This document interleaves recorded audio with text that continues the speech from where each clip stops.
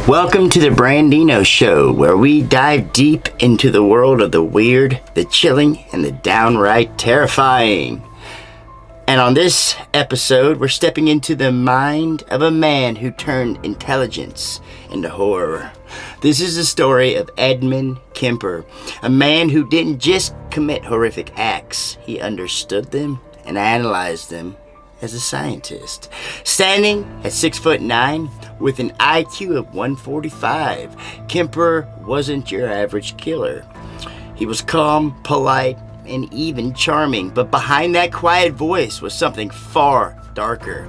Kemper's life started in chaos. He grew up in California, trapped over an abusive mother who constantly humiliated him, mocked him, and called him worthless, made him sleep in the basement with no blankets, and told him that no woman would ever love him.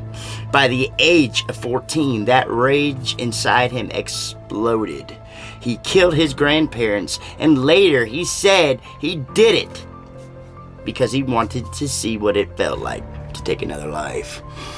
He was sent to a state hospital where the doctors called him a model patient.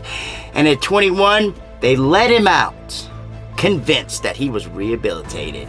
But they were wrong. Oh, they were wrong.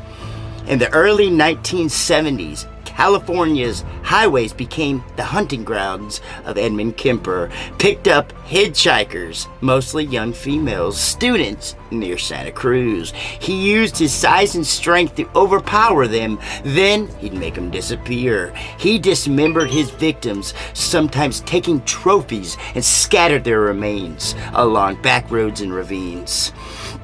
He later said that the murders were practice, building up to the one person that he truly despised and hated with all of his heart. In 1973, that rage finally boiled over. He killed his mother and her best friend, ending the life he blamed for everything. Then, like something out of a nightmare, he calmly drove to a phone booth and turned himself in. He told police every single detail, as if describing a daily routine.